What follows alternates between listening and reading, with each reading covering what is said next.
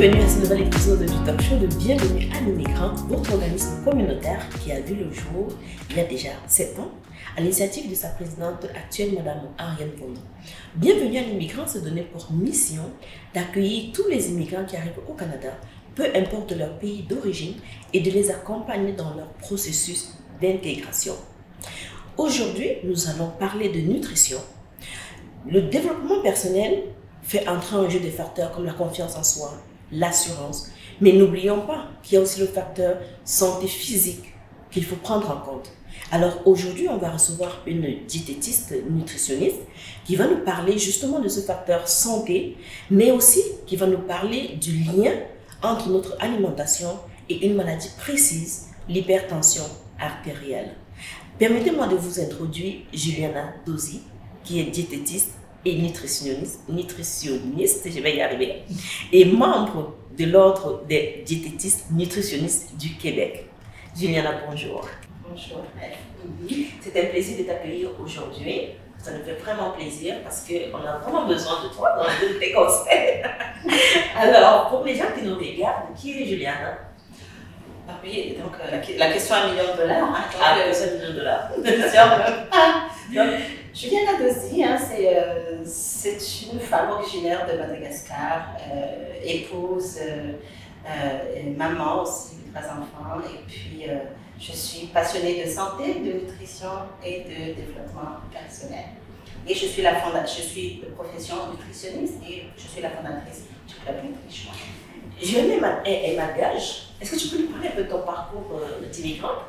Ah oui, mon long parcours d'immigrante, en fait, c'est que moi, j'ai quitté mon pays en 1994, il y a 30 ans exactement. Cette année, je vais célébrer mes 30 ans au Canada. Au Canada, oui. Je suis arrivée à l'âge de 20 ans avec ma petite valise là. Ouais, j'ai reçu une bourse, en fait. J'ai reçu une bourse d'excellence de la francophonie pour venir étudier au Canada. Mais tu sais où est-ce qu'ils m'ont envoyé? Moncton, au Nouveau-Brunswick. Ok. Je ne sais pas si tu as déjà entendu parler, mais c'est ça. Donc, c'est une petite ville du Nouveau-Brunswick. Moi, je m'attendais, oui, je vais aller au Canada. Et oui. J'avais en tête une ville comme Montréal. Oui. Et là, j'arrive dans un petit bled là. Mais je suis contente parce que j'ai passé finalement 7 ans là-bas à faire, c'est ça, mon bac, ma maîtrise. Et puis, les gens sont gentils à Moncton. C'est une province bilingue, français, anglais. Et finalement, c'était un bon contexte pour étudier à Moncton. Donc les frais de scolarité aussi étaient moins chers à l'époque. Je ne sais pas si c'est toujours le cas. Mais qu'est-ce que tu as mené à Montréal alors? Après ça, c'est ma vie qui m'a amenée à Montréal, grande ville, etc. Mais c'est vraiment là-bas, au Nouveau-Brunswick, que j'ai étudié et puis que j'ai eu mon diplôme. Donc, après ça, je suis allée habiter à Ottawa. Après ça, j'ai passé un petit 6 mois au Guatemala pour faire un stage en nutrition. Puis après ça, je suis débarquée à Montréal. Un stage à nutrition. C'est ça. D'où vient cette passion pour la nutrition? Alors, cette passion pour la nutrition, en fait, ça vient de 2 choses. Donc, j'ai toujours aimé les sciences. Hein. J'ai aimé la biologie, les sciences naturelles. Ça fait partie de ce que j'aime, la santé. Mais j'aime aussi la relation d'aide, donc aider les gens, faire une différence dans leur santé. Donc, la nutrition, c'est ce qui me permet de vivre en fait ces 2 passions-là que j'ai pour la santé et la nutrition. Et aussi, bien sûr, le fait que c'est ce qui m'a amené en fait, au département de nutrition de l'université de Moncton au Nouveau-Brunswick. Mais justement, après l'université, est-ce que tu peux nous parler de ton parcours en tant que nutritionniste? Après l'université. Donc, après l'université, ça n'a pas été une ligne droite, hein, ça n'a pas été évident parce que à l'époque, je ne sais pas à quelle année toi tu es arrivé ici, mais à l'époque, en 2013. En 2013. Donc peut-être qu'en 2013, les étudiants étrangers avaient déjà le droit d'étudier à l'extérieur du campus de l'université. Mais à l'époque, 10 ans avant, en 1994, on n'avait pas, 20 ans avant, on n'avait pas le droit d'étudier à l'extérieur du campus quand on est étudiant étranger. Donc, du coup, je me suis retrouvée avec mon bac en nutrition. J'ai le bac, j'ai la théorie, mais je ne pouvais pas faire des stages qui étaient considérés comme travail à l'extérieur du campus. Donc, c'était ça un peu ce que j'avais eu comme situation à la fin de mes études. Donc, bon, comme je ne pouvais rien faire, j'ai décidé de faire une maîtrise en nutrition, c'est très bien, maladie cardiovasculaire, les femmes ménopausées. Mais après ça, comme je dis, ça a fait comme il y a une petite parenthèse de 8 ans dans ma vie où je n'ai pas fait de nutrition, mais c'est quand je suis arrivée à Montréal, vers les années 2000, au début des années 2000, que j'ai décidé de retrouver finalement, renouer avec ma passion. Et puis, quand ma première fille est née en 2006, je me suis dit, bon, je vais contacter leur professionnel, leur nutritionniste, et puis leur demander qu'est-ce que je dois faire pour pouvoir pratiquer enfin dans mon domaine. Et puis là, ils m'ont donné tous les parcours, donc j'ai dû refaire beaucoup de cours de nutrition clinique et j'ai fait tous mes stages. Enfin, entre-temps, j'ai des maladies déjà devenue canadienne, il n'y avait plus de problème. Et c'est comme ça que j'ai eu mon titre et tout. Et j'ai pu commencer à travailler pour le réseau de la santé. Donc, j'ai travaillé pour le réseau de la santé pendant 12 ans, donc jusqu'en 2021. Voilà. Et sur ces 12 ans-là, qu'il y en a beaucoup, au début, c'était à l'hôpital que j'ai travaillé, mais je n'ai pas trop aimé l'hôpital, parce que c'est pas fait pour moi, ça. Mais là où j'étais vraiment le plus heureuse, c'est les 10 ans que j'ai passé là, de 2011 à 2021 à l'hôpital juif, au GMF, au groupe de médecine familiale, où là, mon travail était vraiment dans le programme cardio-métabolique. J'ai travaillé avec une infirmière et une kinésiologue pour suivre des patients qui ont le diabète et l'hypertension. Et aussi, j'ai fait aussi perte de poids, etc., perte de poids sans reprise. Mais le gros de mon travail, 80%, c'était le suivi des personnes diabétiques et des personnes qui ont l'hypertension artérielle. Donc, c'est vraiment, c'est pour ça que je suis très intéressée en fait par l'hypertension et puis le diabète. Et puis le diabète aussi, donc mon papa il est décédé du diabète, donc c'est pour ça que c'est quelque chose qui me tient à cœur. L'hypertension, ça court dans ma famille aussi. Donc, ces deux maladies-là ne sont jamais très loin. Je suis toujours être en mode sensibilisation. Donc, mois de mai, sensibilisation pour l'hypertension, en novembre, sensibilisation pour le diabète et aussi plein d'autres choses. Mais voilà, donc c'est comme ça que c'était mon parcours finalement jusqu'en 2021. J'étais dans le réseau de la santé. Et parlons de l'hypertension. Quel est le lien entre la nutrition et ces deux pathologies? D'accord. Mais tu avais une question sur nutrition d'abord, attends.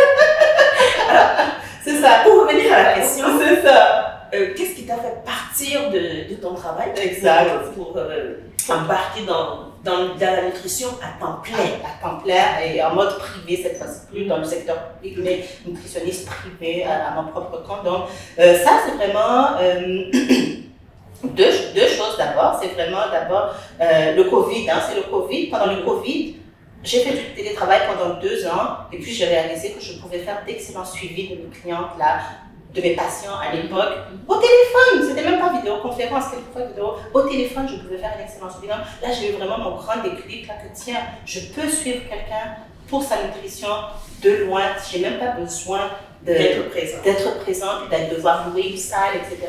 Je peux avoir ma clinique virtuelle. Donc, c'était la grande révélation. C'est comme ça que j'ai commencé. Et aussi, il y a aussi le fait que j'ai eu tant de femmes dans mon bureau qui se plaignaient de tous ces régimes qu'elles ont suivis pour perdre du poids, que ce soit et qui ne marchent pas parce qu'elles finissent toujours par reprendre au plan de perte. Que ce soit les keto où on enlève les grands groupes alimentaires, pas de fruits, pas de légumineuses, pas de féculents, pas de produits céréaliers, ou encore les jeûnes intermittents où on va te dire de ne pas manger pendant de longues heures, ou encore les régimes bas en calories où tu vas manger moins de 1000 calories par jour. Donc, il y en a une, par exemple, Nathalie, qui m'a dit, Juliana, j'ai tout essayé ces régimes-là, mais on peut pas les garder plus que quelques semaines à quelques mois. La plupart abandonnent après 1 mois. C'est rare que les gens vont continuer au-delà de 6 à 12 mois, tous ces régimes restrictifs qui te privent, etc. Donc, et le problème, donc tu arrêtes et puis tu reprends tes vieilles habitudes d'avant, et puis tu reprends le poids que tu as perdu. Donc, les femmes sont prises dans un engrenage de régime restrictif à répétition, et chaque fois, après chaque régime, elle gagne un peu plus de poids. Donc, moi, je voulais vraiment casser ça une fois pour toutes et puis dire non, oublie le mot régime, à partir de maintenant, je vais t'apprendre à améliorer tes habitudes de nutrition en profondeur pour tout le reste de ta vie en fait. Comme ça, tu vas perdre du poids pendant le temps que je te suis. Tu vas continuer à perdre même quand je te suis plus, tu ne vas pas reprendre le poids que tu as perdu. C'est comme ça que c'est pour ça que j'ai créé le Club Nutrition. La mission, c'est vraiment d'aider les femmes à perdre du poids sans le reprendre grâce à l'amélioration des habitudes de nutrition, mais aussi d'exercice. Voilà. Mais on peut t'écouter pendant des heures. Mais tantôt tu parlais des maladies que cet état des choses peut entraîner. Exact. Donc pour revenir à la question que j'ai posée précédemment. Exact. Donc quel est le lien entre notre nutrition et cette pathologie, l'hypertension artérielle. D'ailleurs, tu me disais en caméra que ça, le mois de mai, c'est le mois de l'hypertension artérielle. Exactement. Le mois de mai, c'est le mois de la prévention de l'hypertension artérielle. Donc, tu as dit, c'est quoi le lien entre la nutrition? Le lien entre la nutrition et l'hypertension, c'est deux choses en fait. Il y a un lien indirect qui est le poids, et puis il y a le lien direct de si tu manges trop de sel et pas assez de potassium. Donc, le lien indirect, c'est d'abord que toutes tes habitudes qui te font prendre du poids peuvent t'amener à l'hypertension. Pourquoi? Parce que l'obésité elle-même, le gras, je sais pas si c'est ça, le gras, surtout le gras qu'on a autour du ventre, c'est un gras qui est dangereux. C'est un gras qui produit des molécules toxiques, dont ce qu'on appelle les adipokines. Là, c'est quand des imagine juste que toutes ces cellules-là, ça produit des affaires, ça crée donc cette inflammation-là, ça entraîne des débalancements dans nos organes. Parce que tu sais, le gras, il entoure tes organes, voilà, ton cœur, ton pancréas, ton foie, etc., avec toutes ces molécules toxiques-là. Donc, tout ça, ça mène au diabète, à l'hypertension, même au cancer. Donc, c'est pour ça qu'il faut se méfier surtout du gras abdominal, le gras viscéral. Les gras des fesses, ça, regardez ça, on va définir. Ah oui, là-bas. Exactement. On va faire les styles machin. La forme 3, c'est magnifique, mais c'est ici, là, c'est ça le gras qui est dangereux. Donc le lien entre, c'est ça, la nutrition et l'hypertension, c'est donc vraiment que l'obésité augmente de 4 fois le risque de souffrir d'hypertension artérielle. Donc c'est pour ça que tout ce que tu manges qui te fait prendre du poids, ça peut aussi te faire prendre l'hypertension. Et les habitudes de nutrition qui font prendre du poids, on le sait déjà. Si tu sais, c'est un peu trop de fast-food, trop de gras. Tout dépend de chaque personne aussi. Là, mais je donne juste des exemples comme ça. Quand je te suis, on va évaluer ensemble qu'est-ce qui t'a fait prendre du poids. Donc, est-ce que c'est dans ton horaire? Est-ce qu'il y a trop de fast-food, comme j'ai dit, trop de gras? Donc, il n'y a pas assez de légumes, de fruits, etc. Est-ce que c'est sur les quantités aussi? Donc, vraiment, toutes les choses que je vais travailler avec celles que j'accompagne pour voir qu'est-ce qui t'amène à l'obésité. Mais c'est vraiment, on va travailler sur le poids. Donc, une perte de poids de 10%, ça va vraiment diminuer ton risque d'hypertension artérielle. Tu n'as même pas besoin de perdre 100 livres. C'est vraiment une petite perte de poids de 5 à 10%, ça va déjà faire une différence dans ton risque donc ça va diminuer ton risque d'avoir l'hypertension artérielle. Mais aussi, il y a des liens directs, c'est que le sel est important. Deux choses en fait, deux nutriments qui sont importants par rapport à l'hypertension. Et ça, c'est ce que je voudrais que tout le monde retienne aujourd'hui. Moi, à retenir, c'est vraiment, il y a le sodium et il y a le potassium. Le sodium, tu ne veux pas trop de sel. Le sodium, c'est le sel. Donc, quand tu en as trop, tu augmentes ton risque d'avoir l'hypertension artérielle. Même s'il y a certaines personnes qui ne sont pas vraiment sensibles au sel, il y en a qui, ça augmente le risque d'hypertension. Et le potassium, ça, tu veux en avoir plus. Ça, c'est ce qu'il y a dans les légumes, dans les fruits, tout ce qui est du monde végétal, c'est riche en potassium. Donc, si tu n'as pas assez de ça, tu augmentes le risque d'avoir l'hypertension artérielle. Dernier petit truc, l'alcool. Donc, l'alcool, la consommation excessive d'alcool, ça augmente aussi le risque directement d'avoir l'hypertension artérielle. Le café, il n'y a pas vraiment de lien. On ne boit plus? Non, on ne boit plus d'alcool. Modération. L'excès. Et pour les femmes, la recommandation pour l'alcool, c'est maximum une consommation par jour, maximum 9 par semaine. Donc tout dépend, là, le verre de vin, de l'hiver, un petit fort, la portion du fort, puis une bière, etc. Voilà. La modération est le meilleur.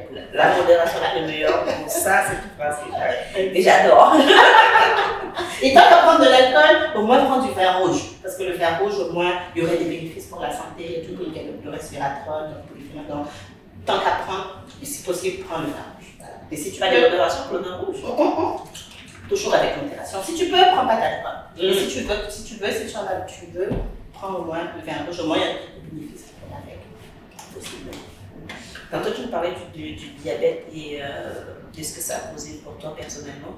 Mais l'hypertension, pourquoi est-ce que le nutrition s'intéresse à l'hypertension? Ça s'intéresse à l'hypertension. Donc, pour plusieurs raisons. Donc, comme je l'ai dit, pour des raisons personnelles déjà, parce que ça court déjà dans ma famille et ça touche beaucoup les afrodescendants. Donc, tout à l'heure, je disais que l'obésité augmente de 3 à 4 fois le risque de souffrir d'hypertension, mais le fait aussi d'être un afrodescendant d'origine africaine ou caribéenne, on est plus à risque que les autres ethnies en partant d'avoir l'hypertension artérielle. Donc, tu peux avoir une personne.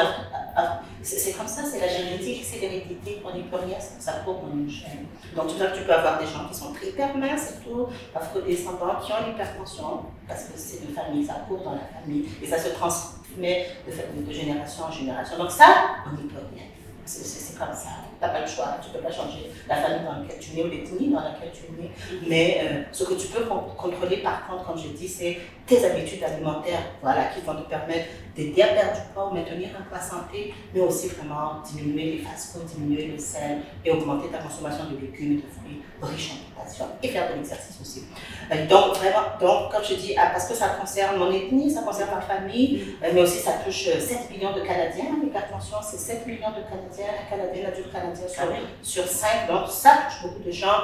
Et on sait que quand tu as l'hypertension, tu as plus de risque d'avoir un accident vasculaire cérébral, d'avoir une crise cardiaque, d'avoir des maladies rénales, donc de finir en dialyse un peu plus tard dans ta vie, la cécité aussi, des problèmes de vue. Donc, il y a beaucoup de complications qui viennent avec l'hypertension artérielle, donc tu ne veux pas ça. Alors c'est pour ça que je veux sensibiliser les gens à l'existence de l'hypertension artérielle et puis de travailler sur tes habitudes de nutrition, tes habitudes d'exercice et de gestion du stress pour maintenir aussi un poids santé, pour prévenir l'hypertension artérielle. Est-ce que tu peux aller un peu plus loin dans les recommandations alimentaires, en dehors de beaucoup de légumes, moins de sel? Voilà, chose aussi qu'on peut faire. Très précisément. Hein, donc voilà, un truc, j'ai noté qu'il trotte, mais j'ai oublié. Mais c'est correct. Donc, si ça me revient, je me dirai. C'est ça. Donc, ce qui est important, comme j'ai dit, côté nutrition, qu'est-ce qu'on fait pour prévenir l'hypertension artérielle ou mieux la contrôler? C'est vraiment le sodium que vous voulez garder en tête. Quand on parle de diabète, on parle de sucre, aussi attention. Pour l'hypertension, c'est le sel, c'est le sodium. Donc, où est-ce qu'on trouve le sodium? Le sodium, c'est une bonne question. C'est où se cache le sel? Alors, le sel se cache dans les aliments transformés. Donc, tout ce qui a été transformé par l'homme, tout ce qui est en bouteille, en boîte, dans les boîtes, dans les cartons, dans les conserves, les sauces, etc. Voilà, tout ce qui est transformé, c'est là où se cache le sel. Mais aussi, attention, dans les fast-foods, dans les aliments de restauration, tout ce que l'industrie a préparé pour toi finalement. Donc c'est là que 70% du sel, du sodium de notre alimentation provient des fast-foods et des aliments transformés. Donc la meilleure façon de diminuer ton apport en sel et en sodium, c'est de diminuer l'utilisation de fast-food et d'aliments transformés. Parce qu'automatiquement, tu vas réduire ton apport en sodium. C'est ça le plus important. Donc du coup, c'est pour ça que moi, quand j'accompagne les personnes, le plus important, l'objectif, c'est vraiment de diminuer les aliments transformés. Et là, je t'apprends à planifier justement des repas faits maison, riches en légumes. Donc, l'idée, c'est de cuisiner un peu plus, en fait, de retourner un peu à la cuisine et voir comment est-ce que ça peut rentrer dans notre horaire occupé, le temps des femmes occupées, tout ça. Mais c'est là la clé de la solution. Donc, voilà. Mais s'il fallait, if you must, comme il dit dans l'anglais, si tu dois quand même utiliser, donc, si tu dois quand même acheter des aliments transformés, parce qu'on ne peut pas dire qu'on va éliminer complètement, ça passe. Donc, fais quand même attention, apprends à lire les étiquettes. Donc, aujourd'hui, je vais apprendre à lire les étiquettes chaque fois. Donc, quand tu achètes quelque chose de transformé, regarde le sodium. Le sodium doit être inférieur à 10%. 10%. Donc là, je vais te donner un petit exercice. Ça, c'est une pizza congelée. Est-ce que tu peux voir le sodium, il est à combien le sodium en pourcentage? Il est à 46. 46%. Est-ce que c'est intéressant, 46%? Par rapport à ce que tu as dit tantôt, non? Exactement. Tu vois, tu as compris. C'est ça l'exercice que tu veux faire. C'est dès que c'est en haut de 10%, c'est qu'il y en a trop déjà. C'est sûr que si c'est 12%, ça va, mais il faut apprendre à lire les étiquettes et toujours choisir des choses avec sodium en bas de 10%. Donc, tout ce qui est aliments congelés comme ça, là, tu sais déjà qu'il y a beaucoup de sel, surtout il y a des charcuteries, etc. Donc, tu vois, 46%, ça c'est trop de sodium.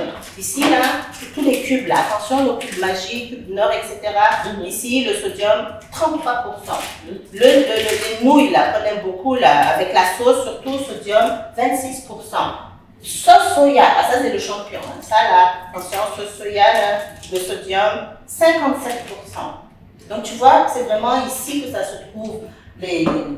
Donc il faut apprendre à choisir. S'il faut que tu prennes des aliments comme ça transformés, apprends à choisir ceux qui ont en bas de 10% de sodium. Maintenant, il y a des options qui sont bas en sodium. Donc, l'industrie sait maintenant que les gens sont plus conscients. Donc, apprends à choisir ceux qui sont à étiquette bleue. Tu vois, l'étiquette bleue, là, ça dit sans sel. Ça, par exemple, si tu as une épice à saumon, sans sel, donc tu sais qu'il y a juste des mélanges d'épices dedans. Alors que si c'est le régulier, le premier, quand tu regardes la liste des ingrédients, le premier, c'est le sel. Donc, quand tu achètes des épices, regarde toujours la liste des ingrédients. Si le premier ingrédient dans la liste c'est sel, c'est comme si c'était du sel avec d'autres affaires qu'ils ont rajoutées. Donc, pensez à regarder les étiquettes bleues, sans sodium. Ici aussi, Mrs. Dash, ici, c'est une bonne marque d'épices, sans sodium. Si tu veux acheter de la sauce soya, prends celle qui est légère, mais malgré tout, je te préviens que même léger, ça reste élevé, ça reste à 40% de sodium, mais quand même, ça va diminuer un peu. Donc, le message ici, c'est essaye d'éviter ce rayon des aliments transformés, d'accord? Parce que le sel automatiquement va être trop élevé. Mais si tu dois acheter quand même quelques-uns, des épices, etc., des haricots et tout ça, c'est bon pour la santé, des sardines, du poisson, essaie de prendre toujours ceux qui ont le moins de sodium possible en bas de 10%. Voilà le message. Et si possible, si tu veux cuisiner, donc utilise ces épices avec moins de sodium, utilise aussi le jus de citron, tu sais, l'ail, les oignons, les herbes, tu sais, le persil, le coriandre. Il y a plein de choses que tu peux utiliser pour donner du goût à tes aliments sans nécessairement avoir recours à ces sauces brunes et à ces cubes. Utilise les feuilles, utilise les herbes, utilise les condiments naturels. Voilà, ça c'est pour le sodium. Maintenant pour le potassium, ça c'est le potassium, on en veut plus. Le potassium, ça vient du règne végétal. Ça vient tout ce qui est animal, il n'y a pas de potassium, on oublie ça. Donc c'est pour ça que vous entendez beaucoup le mouvement vegan. Bon, attention, il y a aussi trop de vegan. Si c'est un vegan transformé en boîte, c'est pas nécessairement bon non plus, mais tu veux avoir un peu plus d'aliments de végétarien dans ton alimentation, mais naturel quand même. Donc là, je parle de fruits et légumes en particulier. Prévention de l'hypertension, c'est vraiment augmenter la consommation de fruits et légumes. Chaque jour, on devrait manger un peu plus de légumes, un peu plus de fruits. La recommandation, c'est au moins 5 portions de fruits par jour. Et au moins 5 portions de fruits par jour, si on veut vraiment y aller dans le régime DASH. Le régime DASH, c'est Dietary Approach to Stop Hypertension. Ça, c'est vraiment le régime entre guillemets pour la prévention et la gestion de l'hypertension artérielle. Et ça demande vraiment de manger plus de légumes et plus de fruits. Mais en plus des légumes et des fruits, c'est important aussi d'intégrer des légumineuses, des protéines végétales, donc les haricots, les lentilles, les pois chiches, mais aussi les noix et les graines. Donc, tu sais, l'amande, les noix de Grenoble, mange-les en collation, ou encore graines de citrouille, graines de chia, etc. Donc, voilà, donc en résumé, moins de sel, moins d'aliments transformés et plus de sodium, plus de potassium, donc des légumes, des fruits, des légumineuses et puis des noix et des graines. Est-ce que ce sont nos 3 étapes pour prévenir la hypertension artérielle? Ça, ce sont les deux étapes côté nutrition, mais je veux quand même apporter une 3e étape qui va t'aider beaucoup aussi dans la prévention de l'hypertension artérielle, et ça, c'est la gestion du stress. La gestion du stress, c'est quelque chose qui joue c'est quelque chose de très important parce que justement je suivais une formation en santé mentale au groupe 3737 là, il y a quelques jours, et puis c'était vraiment intéressant avec le groupe MyHuman d'expliquer comment le stress affecte justement notre corps de façon incroyable avec le cortisol et tous les effets que ça apporte sur ton humeur, sur ta concentration, ta productivité, etc. Et comment le stress justement c'est dans la tête, mais ça a un impact sur tout ton physique. Donc, et ça peut t'amener justement aux maladies comme l'hypertension artérielle, les maladies cardiovasculaires. Donc attention au stress chronique. Parce que si c'est un stress une fois comme ça va, tu es en danger vraiment, il n'y a pas de souci. Mais quand tu es tout le temps en mode stress, là, ça a un impact à long terme sur les vaisseaux deviennent rigides et puis le sang doit pousser fort. Ça peut amener à l'hypertension artérielle avec toutes ses conséquences. Donc, certaines personnes vont malheureusement utiliser les aliments comme source comme façon de gérer le stress. Donc là, ils sont stressés, ça va être les biscuits, le chocolat, la crème glacée, voilà. Et là, tu vois, là, tu es dans le cercle vicieux parce que ça va augmenter ton poids, etc. Donc, gros problème. Donc, il faut apprendre à trouver des façons saines de gérer notre stress autre que la nourriture qui va nous desservir, et autre aussi que les choses comme l'alcool ou bien la cigarette qui vont aussi impacter ta santé de façon négative. Donc, trouve une façon positive en fait de diminuer ton stress. Et là je parlais bien sûr des choses comme la méditation, la respiration. On ne respire pas, hein, on ne respire pas. On est tout le temps bloqué. En vrai, on est tout le temps comme ça, là, on ne respire pas, alors que quand tu prends un petit moment et puis En faisant ça, tu te sens mieux déjà. Une dernière fois. Tu vois comment tu te sens mieux déjà? On devrait faire des pauses respiration comme ça 3 fois dans la journée. Donc des pauses respiration, la méditation le matin en se réveillant ou le soir, yoga. Le yoga, donc justement avec le Trichois, on offre le yoga pilates chaque vendredi. Il faut venir essayer ça vraiment. Ça vaut la peine parce qu'on fait de la respiration, on fait des étirements, là, tout ce qui enlève vraiment le stress, ça casse le stress. Et puis il y a aussi la partie pilates qui renforce aussi les muscles, donc aide dans la perte de poids, etc. Donc voilà, des techniques, de 5 techniques de gestion du stress, donc yoga, respiration, méditation, se réserver un temps pour toi dans la journée, c'est important. On court là. On est des professeurs, on a plusieurs chapeaux, maman, professionnelle, épouse, plein de sollicitations, mais ça prend un moment pour soi, pour ne pas péter les plombs justement. Donc on dit 1 heure par jour, temps pour moi, on dit temps pour moi. Et là tu fais ce que tu veux, tu te prends ton bain, peu importe ce que tu veux, la lecture, la musique, regarder des vidéos drôles, rire, ça aide aussi. Donc voilà, donc aller marcher aussi, aller appeler une amie chère ou quelqu'un qui t'est cher. Donc, mais trouver des façons comme ça de gérer le stress sans avoir recours aux aliments sucrés. Tu peux aussi, tant qu'à choisir des collations, ça fait partie des accompagnements que je vais faire. Je vais t'apprendre à choisir des collations aussi. Si tu as vraiment faim, apprendre des collations qui ne vont pas te faire grossir. Donc, des collations un peu plus simples, des fruits, des noix, je peux boire une belle tisane. Voilà, on peut aligner les 3 étapes, les mettre ensemble pour que ça rentre plus dans nos cerveaux. Oui, une récapitulation. Donc, récapitulation pour prévenir l'hypertension artérielle ou mieux la contrôler si tu l'as malheureusement déjà. Donc, diminue ta consommation de fast-food et d'aliments transformés.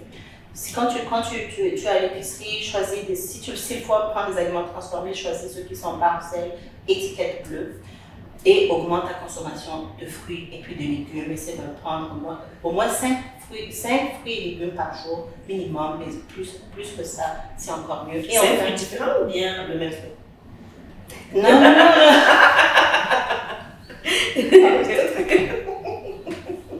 Tous les fruits sont bons. L'important, c'est que tu manges. Je peux prendre 5 pommes, ça va, j'ai vu ça, je mange. Tout à fait, tu peux prendre tes 5 pommes. Non, je n'ai pas besoin de prendre une pomme, une orange. Non. Tu peux prendre 5 pommes si tu aimes les pommes. Prends les fruits que tu aimes.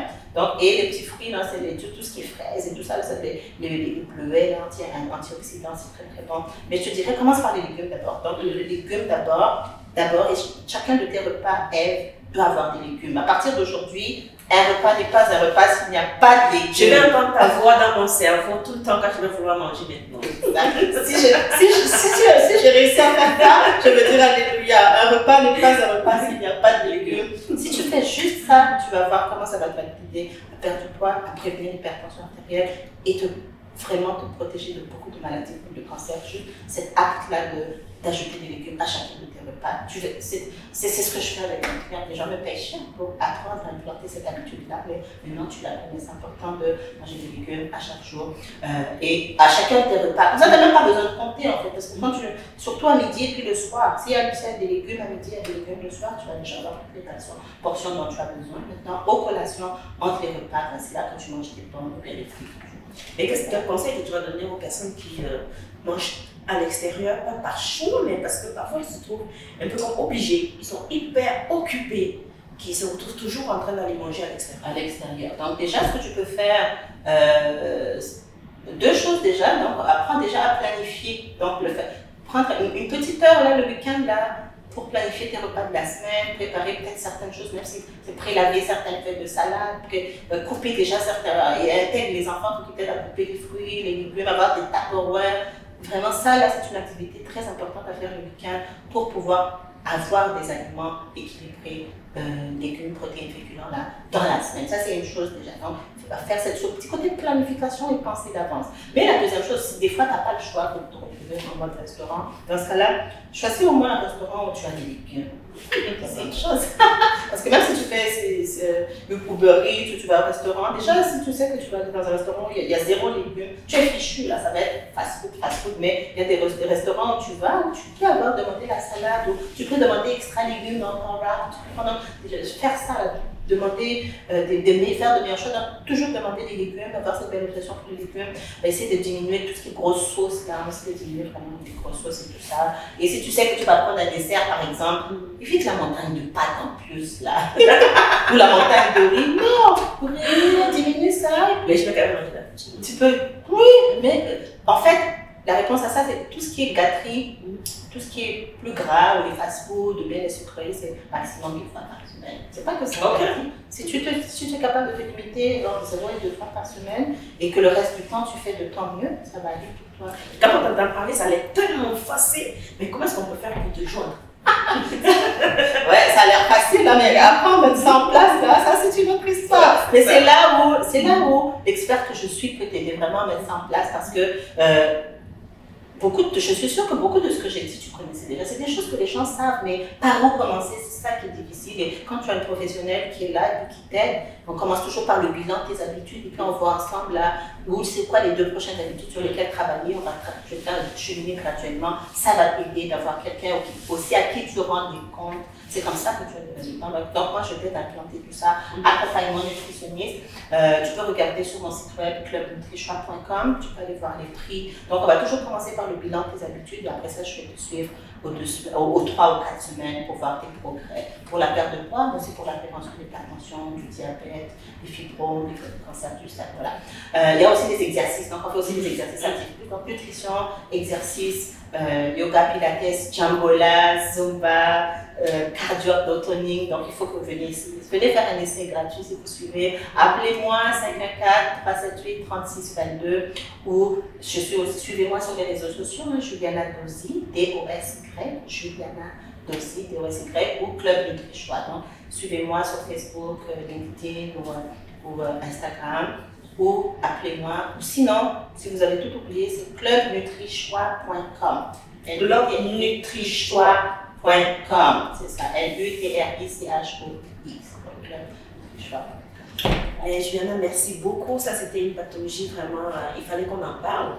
Il fallait qu'on montre le lien entre vraiment ce que nous mangeons et cette maladie. Donc, ne prenons pas le risque de choisir délibérément d'avoir cette maladie. Donc, merci beaucoup pour ton partage, pour tes conseils. Je suis sûre qu'on va y réfléchir par 2 fois là. Avant ta prochaine choix, c'est ça. On va faire certains choix, surtout le week-end comme ça. C'est ça.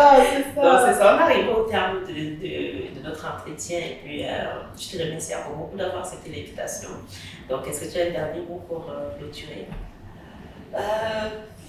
Merci d'avoir suivi et puis vraiment prenez soin de vous. Il y a quelqu'un qui a dit un jour, mieux vaut investir dans la santé, mieux vaut investir dans la santé que payer pour la maladie. Donc n'attends pas. Quand tu as la santé, tu es déjà millionnaire, donc n'attends pas de la perdre. Prends soin de toi dès maintenant, pendant que tu le peux. Donc nutrition, exercice et gestion du stress. Voilà. Merci beaucoup. Merci. Nous sommes arrivés à la fin de notre entretien. Je vous remercie pour votre écoute et vous donne rendez-vous au prochain épisode. Merci.